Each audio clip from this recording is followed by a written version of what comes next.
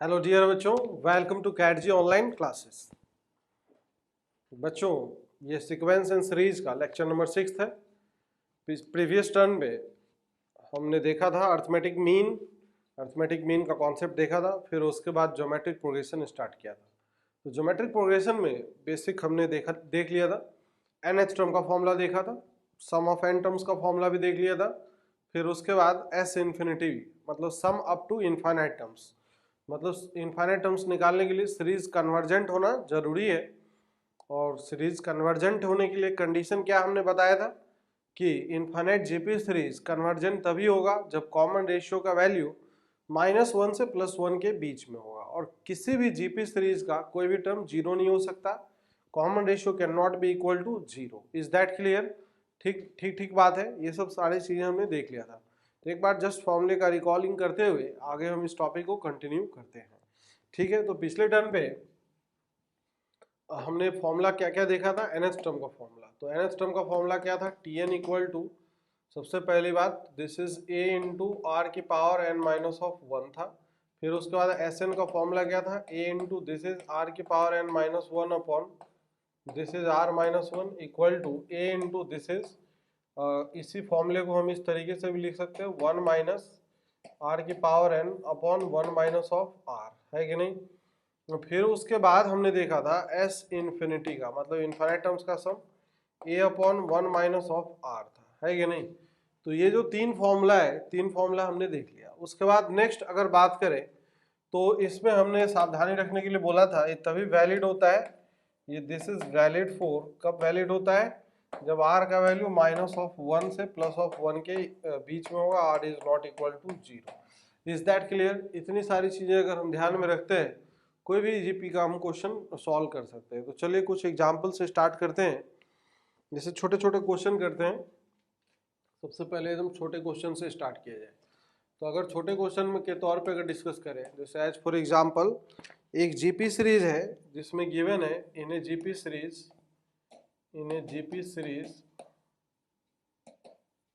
It is given that third term t3 equal to 2 दिया हुआ है। Third term is given as 2 and it is given that t6 equal to -1/4। हमें find करना है इसका t10 निकालना है। t10 मतलब 10वां टर्म क्या होगा। ठीक है, आप निकाल के देखिए। सिंपल सा प्रॉब्लम है। कोई भी टर्म निकालना हो तो ए चाहिए, फर्स्ट टर्म चाहिए और कॉमन रेशियो चाहिए। तो ये टर्म निकालने के लिए आपको इन्फॉर्मेशन क्वेश्चन में गिवन है। Third term is given as 2 and six term is given as -1/4। Use this information and try to solve it. ठीक है बच्चों,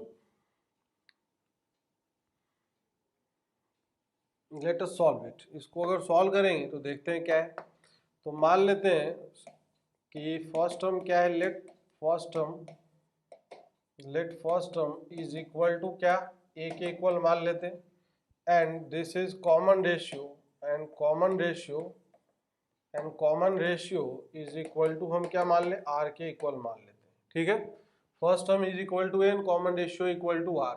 तो जो थर्ड टर्म है दैट इज थर्ड टर्म क्या होगा, a r square, this is equal to 2 and t6 अगर बात करें तो ए आर की पावर 5 इक्वल टू -1/4 होगा। सही है। अब ये दोनों इक्वेशन गिवन है, this is the first equation and this is the second equation is given. तो सेकेंड अपॉन अगर फर्स्ट कर ले, दोनों को सॉल्व करना है तो सेकेंड बाई फर्स्ट अगर कर ले, डिवाइड करने से क्या होगा, तो ये हो जाएगा r³ इक्वल टू हो जाएगा this is equal to -1/4 upon this is 2। तो यहाँ से अगर देखें तो यहाँ से r³ इक्वल टू आ जाएगा -1/8। तो यहाँ से आ जाएगा r इक्वल टू -1/2 आएगा, है कि नहीं? तो ये r का जो वैल्यू है दिस इज इक्वल टू -1/2 आ जाएगा। तो ये r का वैल्यू निकल के आ गया। अब r का वैल्यू अगर किसी भी एक्सप्रेशन में अगर हम रख देंगे, इसमें रखना आसान रहेगा तो इसी में रख देते हैं। तो यहाँ पे अगर रखे तो ये हो जाएगा a into this is 1/4 is equal to 2। तो यहाँ से आ जाएगा a इक्वल टू 8 आएगा, दिस इज 8 इज व्हाट, 2 का क्यूब है कि नहीं? a का वैल्यू आ गया। अब a और r निकल के आ गया तो कोई भी टर्म निकाल सकते हैं। What we have to find, t10 is a r की पावर क्या हो जाएगा 9। तो a का वैल्यू कितना है, 2 का क्यूब हो जाएगा और दिस इज माइनस ऑफ 1/2 का पावर कितना है, 9 है कि नहीं।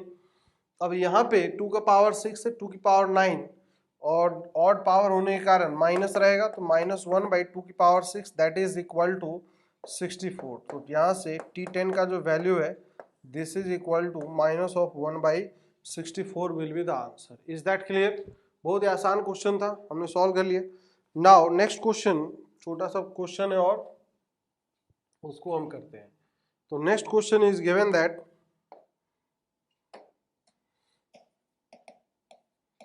if pth comma qth comma rth pth qth and rth terms of gp are x comma y comma z respectively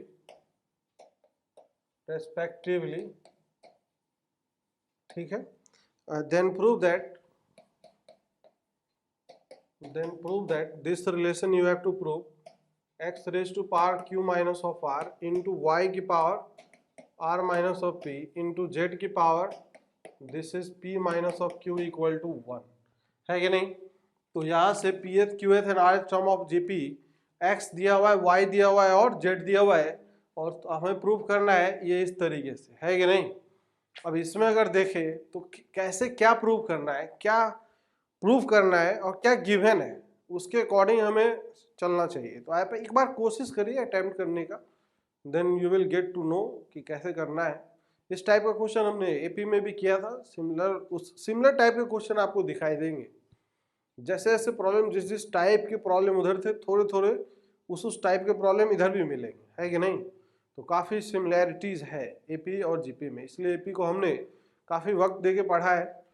तो बिल्कुल आप प्रैक्टिस कीजिए, क्वेश्चन कीजिए, और तभी अच्छे से टॉपिक मजबूत हो पाएगा। Is that clear? तो आपने सॉल्व किया होगा, वेल एंड गुड, बहुत बढ़िया। How to do this problem? तो सबसे पहली बात, फर्स्ट टर्म नहीं पता है, कॉमन रेशियो नहीं पता है, तो हम मान लेते हैं सॉल्यूशन ऑफ दिस प्रॉब्लम। तो let first term is equal to, मान लेते हैं हम capital A, and common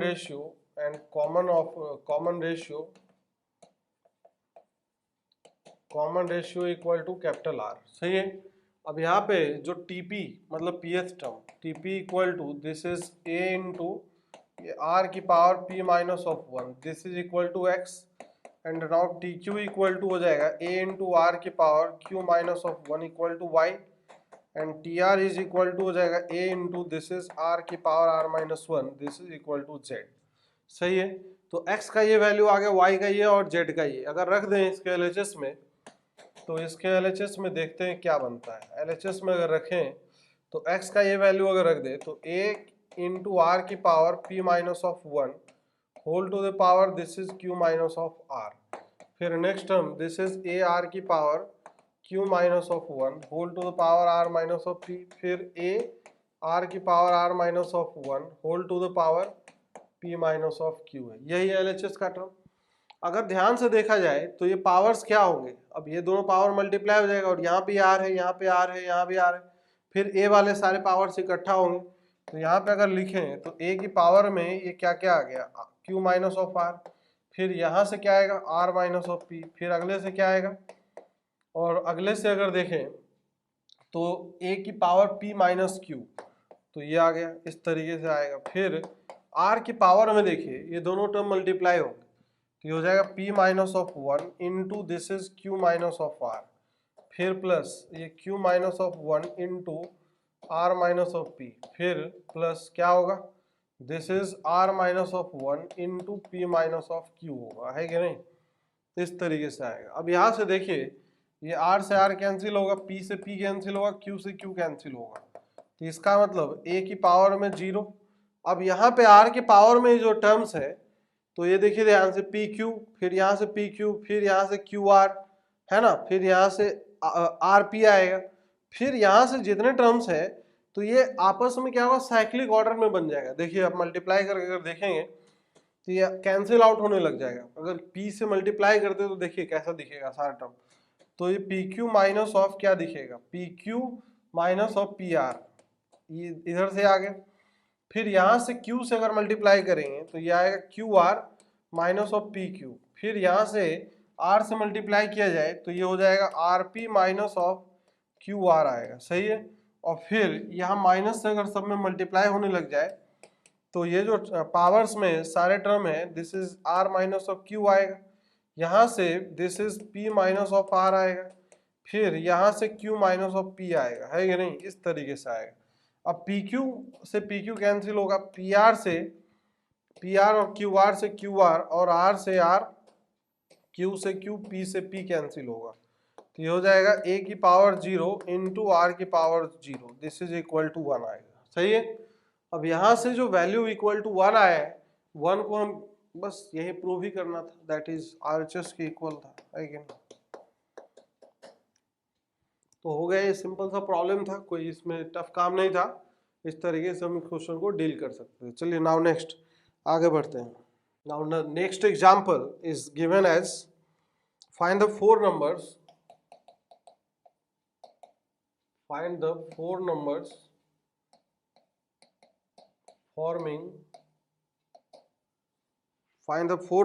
forming GP, मतलब geometric progression in which the third term is greater than the third term is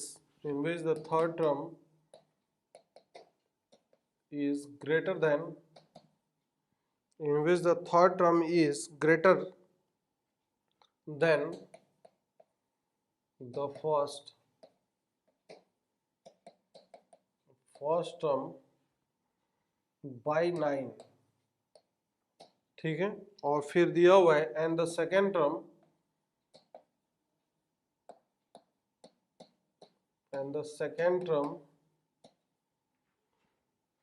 is greater than the fourth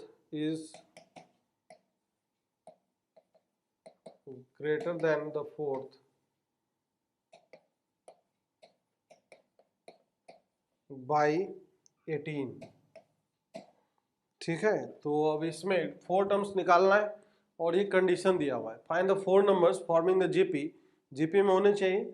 और फिर बोला जाए third term is greater than the first, मतलब third और first के बीच का difference है 9। फिर उसके बाद बोला है second term is greater than the fourth, मतलब second term is greater than the fourth, मतलब second minus fourth term is 18, है कि नहीं। तो फर्स्ट टर्म, तो इसमें भी बोला जा रहा है third term is greater than the first, मतलब थर्ड टर्म जो है फर्स्ट से ग्रेटर है कि नहीं, बाई 9, मतलब third minus first is equal to 9 है। इस तरीके से कंडीशन गिवन है। अब जो कंडीशन गिवन है उसको यूज करिए और इसको सॉल्व करिए, ठीक है। आसान सा प्रॉब्लम है, वीडियो पॉज करिए और इसको सॉल्व करिए, ठीक है बच्चों। Now let us do it. इसको अगर हम सॉल्व करेंगे तो ये कैसा दिखेगा, देखते हैं। तो 4 नंबर्स जीपी में है, तो मान लेते हैं 4 नंबर जीपी में ए आर और फिर उसके बाद ए आर क्या होगा, ए आर स्क्वायर, फिर उसके बाद ए आर क्यूब होगा, है कि नहीं। This is the first term, second term, third term, and this is the fourth term. Now the condition given is third term is greater than the first, मतलब third term और first term के बीच का difference 9 के equal है। तो लिखते हैं T3 minus of T1 is equal to 9 and फिर बोला जा रहा है second term is greater than the fourth, तो मतलब सेकेंड माइनस ऑफ फोर्थ, तो T2 minus of T4 this is equal to 18 है। ये दो रिलेशन गिवन है, ठीक है। अब इसका एक्सप्रेशन लिखते हैं। T3 क्या है, ए आर स्क्वायर, तो this is a r square minus of a equal to 9 है and T2 is what, this is a r minus of T4 is what, a r cube, this is equal to 18 है। This is the first term, first equation, this is the second equation, सही है। अब यहाँ से अगर ए common ले लें तो ये दिखाई देगा r square minus of 1 equal to 9। अब यहाँ से अगर ए कॉमन ले ले, ए आर कॉमन ले ले, तो ये क्या हो जाएगा, this is 1 minus of r square, this is equal to 18 आएगा, है कि नहीं। अब अगर दोनों का रेशियो अगर ले लिया जाए, जैसे अगर हम सॉल्व करना है तो सॉल्व कैसे करेंगे, यहाँ पे रेशियो लेंगे तो ये टर्म और ये टर्म कैंसिल आउट हो जाए माइनस साइन के साथ। तो इसको हम बोल देते हैं this is the third equation and this is the fourth equation. अब अब दोनों को डिवाइड करिए, third by fourth, this is third by fourth अगर करेंगे तो क्या आएगा निकल के, इधर से आएगा a times this is r square minus 1 upon इधर क्या है, this is of a r and this is 1 minus of r square, this is equal to 9/18 आएगा, है कि नहीं। तो यहाँ से अब a से ये तो कैंसिल आउट हो जाएगा, सत्य वचन है। अब यहाँ पे ये टर्म और ये टर्म भी कैंसिल होगा और साथ में -1/r इक्वल टू 1/2 आएगा। तो यहाँ से r का जो वैल्यू है r इक्वल टू -2 आ गया। r का वैल्यू अगर -2 आ गया तो ठीक है, बाकी अब यहाँ रख सकते हैं हम, a का वैल्यू भी निकाल लेंगे। तो a इंटू दिस इज 2 का स्क्वायर कितना है 4 -1 इक्वल टू 9, तो ये 3 होगा, 3 से डिवाइड करेंगे तो a का वैल्यू भी 3 आ जाएगा। तो यहाँ से a इक्वल टू 3 आ गया। r का वैल्यू -2 है, a का वैल्यू अब 3 है, तो अब सारा टर्म निकाल सकते हैं, कोई भी टर्म।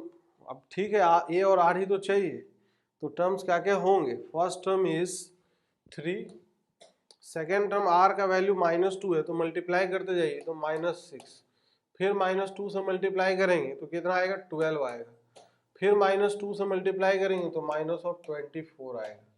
आप चेक कर सकते हो क्या क्वेश्चन में जो कंडीशन गिवन है क्या वो कंडीशन सेटिस्फाइड है या नहीं है कि नहीं। तो बहुत ही सिंपल सा प्रॉब्लम था, हमने इसको सॉल्व कर लिया। Now next problem is there, next problem हम सॉल्व करें अगर, तो चलिए एक प्रॉब्लम और करते हैं, छोटा सा प्रॉब्लम और है। एग्जाम्पल के तौर पे it is given that if the first and the nth term, if the first and nth term of GP, if the first and nth term of GP are A and B, ठीक है, respectively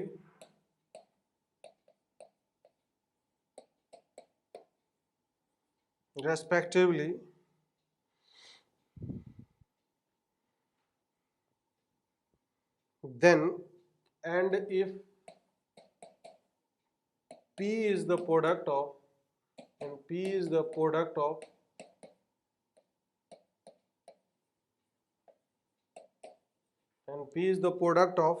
first n terms,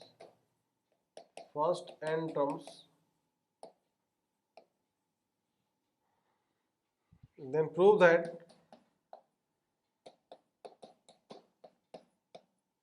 P square equal to AB raised to power of n। ये result prove करने के बोला जा रहा है, मतलब फर्स्ट टर्म जो है A के इक्वल है और nth टर्म किसके इक्वल है, B के इक्वल है। फिर बोला जा रहा है and if P is the product of first n terms, वो सारे टर्म्स के प्रोडक्ट है, मल्टीप्लीकेशन है। तो हमें ये रिजल्ट शो करना है, एकदम सिंपल सा प्रॉब्लम है। आप इसको एक बार अटेम्प्ट करिए, वीडियो पॉज करिए और कोशिश करिए इसको करने का, ठीक है। हाँ तो बच्चों इसको अगर सॉल्व करेंगे तो कैसे सॉल्व करेंगे, now let us do it.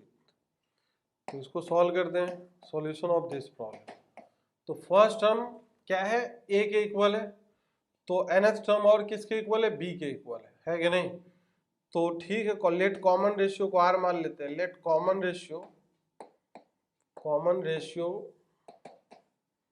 B r, सही है, r के इक्वल है। तो यहाँ पे b equal to a into are की पावर n-1 हो जाएगा, है कि नहीं। तो b और a में की रिलेशन तो ये होता ही है। अब उसके बाद प्रोडक्ट की बात करते हैं, p is the product of first n terms. तो पहला टर्म ये है, अगला टर्म ए आर हो जाएगा, फिर अगला टर्म क्या आएगा, ए आर स्क्वायर आएगा, फिर अगला टर्म क्या आएगा, ए आर क्यूब आएगा, फिर ऐसे चलेगा, फिर लास्ट टर्म क्या आएगा, ए आर की पावर n-1 आएगा। अब समझिए इसमें a कितनी बार मल्टीप्लाई होगा, n टाइम्स, तो इसका मतलब हो जाएगा दिस इज a की पावर ऑफ n आएगा। Is that clear.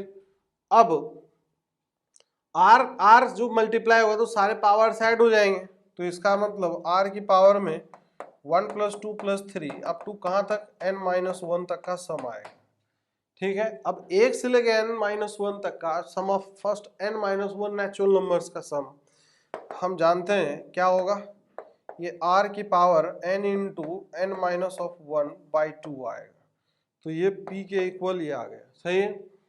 अब p स्क्वायर करना है, p स्क्वायर, क्योंकि हमें जो रिजल्ट है उसमें p स्क्वायर लाना है, तो स्क्वायर कर देते हैं। तो p स्क्वायर मतलब क्या है, power whole to the power 2, तो यहाँ पे 2n आ जाएगा, तो this will be a to the power 2n, और b r to the power of क्या होगा, r to the power n into n minus of 1 आएगा। Is that clear?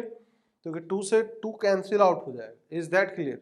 अब समझिए इसमें जो हमें कंडीशंस गिवन है, r का जो वैल्यू है, यहाँ से r का वैल्यू अगर यहाँ पे रख दे, क्योंकि r हमें रिजल्ट में नहीं चाहिए, तो r की पावर n माइनस 1 का वैल्यू क्या यहाँ से फाइंड आउट कर सकते हैं? तो r की power n minus 1 equal to हो जाएगा b बाई ए। तो अब इस रिजल्ट का हम यहाँ पे यूज कर सकते हैं। कैसे यूज करेंगे? Now let us see it. तो इसको अगर हम यूज करना चाहेंगे तो देखिए कैसे यूज करते हैं।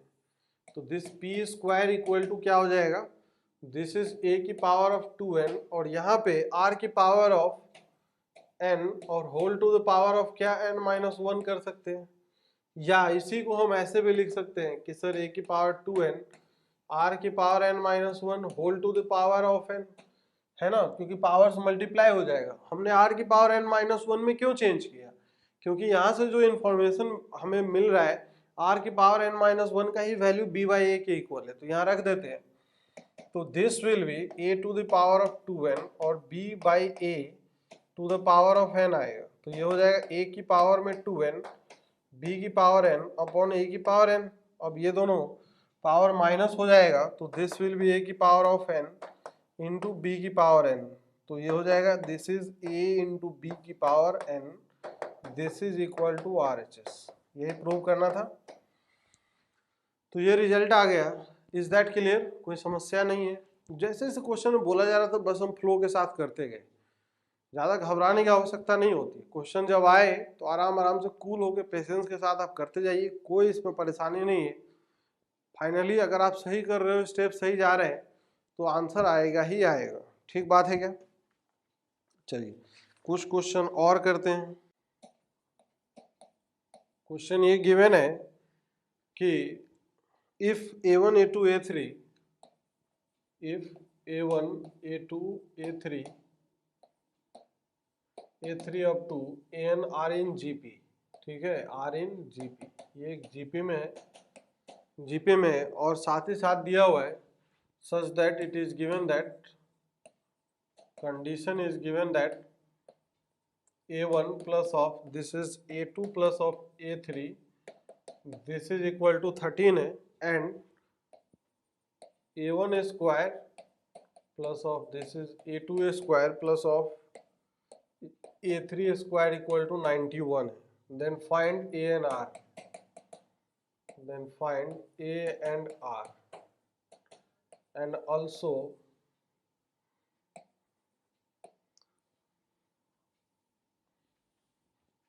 then find a and r, and also s infinity in case possible, in case जिस केस में ये पॉसिबल होगा उस केस में s इन्फिनिटी भी निकालना है, मतलब सम ऑफ इनफाइनाइट टर्म्स निकालना है। सही बात है क्या? तो ये क्वेश्चन दिया हुआ है, मतलब sum of 3 terms in GP is equal to 13 and sum of their squares is equal to 91 है। सही है। तो हमें फाइंड करना है ए का वैल्यू, आर का वैल्यू निकालना है, और साथ ही साथ ये हमें बताना है कि अगर एस इन्फिनिटी एग्जिस्ट करेगा तो एस इन्फिनिटी का वैल्यू निकालना है। एस इन्फिनिटी एग्जिस्ट करने के लिए क्या होना चाहिए, आर का जो वैल्यू है कॉमन रेशियो -1 से +1 के बीच में अगर आ रहा है तो एस इन्फिनिटी एग्जिस्ट करेगा, अगर नहीं आ रहा है तो एस इन्फिनिटी एग्जिस्ट नहीं करेगा। सही बात है। तो आप इसको क्वेश्चन को रीड करिए, पढ़िए, और एक बार अटेम्प्ट करिए, कोशिश करिए करने का कि कैसे इसको अप्रोच करना चाहिए। कैलकुलेशन होगा, सिंपल सा कैलकुलेशन है, आप एक बार ट्राई करके देखो। तो ठीक है बच्चों, आपने एक बार ट्राई किया होगा, वेल एंड गुड, बहुत बढ़िया। तो इसको अब हम सॉल्व करते हैं। सॉल्व अगर करेंगे तो ये कैसा दिखेगा, देखिए जैसे सॉल्यूशन अगर देखें इसका, तो सॉल्यूशन ऑफ दिस प्रॉब्लम, तो बोला जा रहा है कि 3 टर्म है, तो मान लेते हैं पहला टर्म ए है, फिर अगला ए आर है, और फिर अगला क्या हो जाएगा, ए आर स्क्वायर हो जाएगा। यही तीन टर्म है, first second and third term.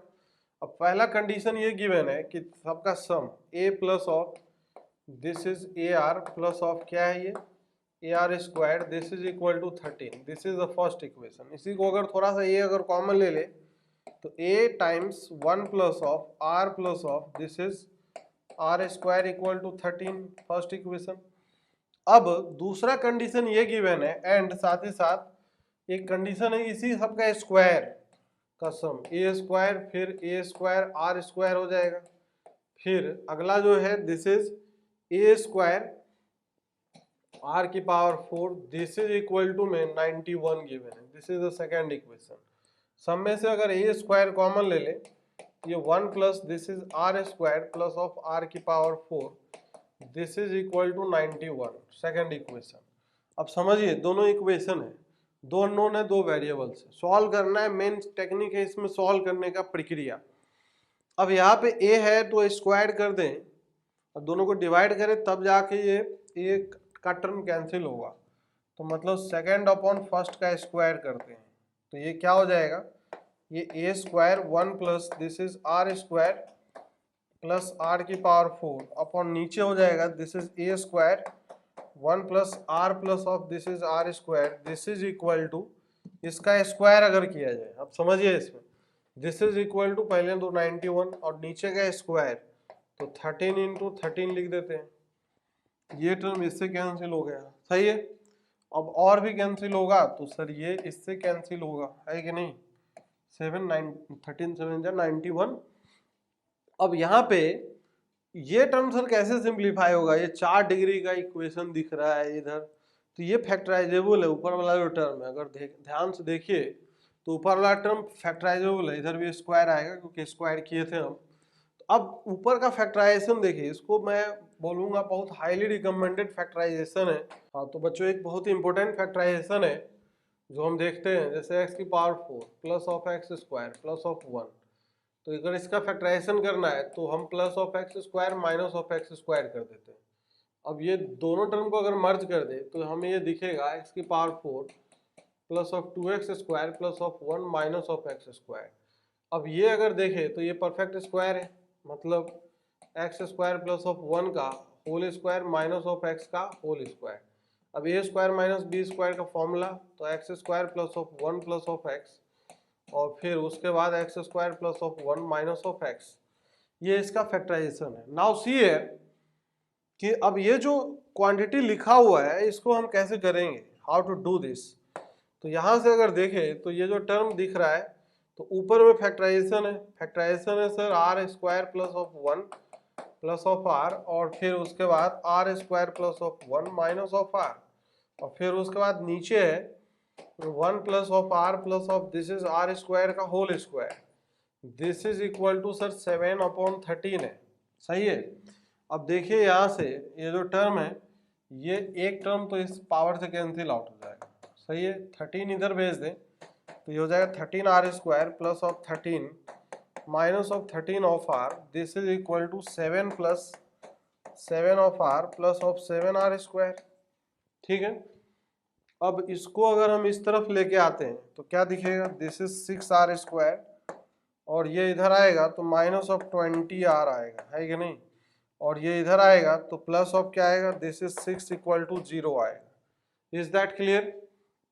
अगर 2 निकाल के फेंक दे तो ये हमें दिखेगा this is 3 r square minus of 10 r plus of 3, this is equal to 0। अब यहाँ पे जो टर्म है इसको कैसे फैक्टराइज करेंगे, फैक्टराइजेशन का तरीका क्या है, 3 बाहर रखें तो ये r माइनस ऑफ 9/3 और फिर ये हो जाएगा r माइनस 1/3 इक्वल टू 0। तो यहाँ से r का वैल्यू 3 आएगा या r का वैल्यू क्या आएगा 1/3 आएगा, सही है। अब r का वैल्यू 3 है या तो 1/3 है, पहला यही है ना। दो केस में सॉल्व होगा, a का वैल्यू निकालते हैं तो केस 1 जब r का वैल्यू 3 लेते हैं तो समझिएगा तीनों टर्म का सम कितना था, a into 1 plus r plus of r square, this was given as 13। तो r का वैल्यू जब 3 रखेंगे तो a into 1 plus of 3 plus of 3 का स्क्वायर, 3 का स्क्वायर 9 आ जाएगा तो दिस इज इक्वल टू 13। तो यहाँ से 13 आ जाएगा, तो ए का वैल्यू 1 आ गया, सही है। r इक्वल टू 3, तो ए का वैल्यू 1, सही है। तो टर्म्स यहाँ से आप देख सकते हो, टर्म अगर निकालना हो तो कैसे होगा, पहला टर्म 1 होगा, फिर अगला टर्म क्या होगा, 3 से मल्टीप्लाई करते जाएंगे 3, फिर अगला टर्म 3 से मल्टीप्लाई करेंगे तो 9, फिर ऐसे 27। तो एक जीपी सीरीज तो इस तरीके से बन जाएगा, सही है। नाउ केस 2 अगर देखें तो केस 2 में क्या होगा कि r का value this is equal to 1/3, तो यहाँ पे भी a into this is 1 plus of r square equal to 13 है, तो a into 1 plus 1/3 plus of 1/9 equal to 13 है, सही है। अब यहाँ से 3 से अगर ऊपर नीचे मल्टीप्लाई कर ले सारे टर्म में, तो ये क्या हो जाएगा, a into this is 3 plus of a, मतलब 9 एलसीएम ले ले, तो टोटल कैलकुलेशन जो हमें दिखेगा ऊपर क्या दिखेगा 9, और फिर plus 3 plus of 1 divided by नीचे क्या हो जाएगा, this is 9 is equal to 13 हो जाएगा, सही है। अब समझिए 13 से 13 कैंसिल हो जाएगा, तो यहाँ से सर a इक्वल टू कितना आ गया, 9 आ गया, तो a का वैल्यू 9, r का वैल्यू 1/3। तो यहाँ से अगर देखें इस केस में, तो पहला टर्म सर 9, फिर रेशियो कॉमन रेशियो 1/3, अगला टर्म 1/3 से मल्टीप्लाई कर दो तो 3 आएगा, फिर 1/3 से मल्टीप्लाई कर देंगे तो 1 आएगा, फिर 1/3, ये इस तरीके से आएगा।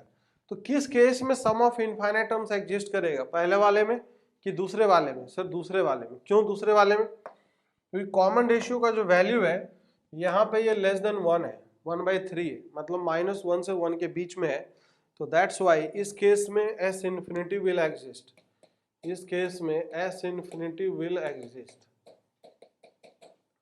तो s इन्फिनिटी का फॉर्मूला लगा देंगे, तो a/1 माइनस ऑफ r, तो a का वैल्यू कितना है, a का वैल्यू है 9/1 माइनस r का वैल्यू कितना है 1/3 है, तो दिस इज 1/3, तो ऊपर हो जाएगा this is 27/3 minus 1 that is equal to 2, तो ये s इन्फिनिटी इज 27/2। ठीक बात है क्या बच्चों। तो इसी के साथ इस लेक्चर को हम एंड करते हैं, बाकी और भी बातें और भी एग्जांपल्स हम नेक्स्ट लेक्चर में करेंगे। Okay, good bye, take care.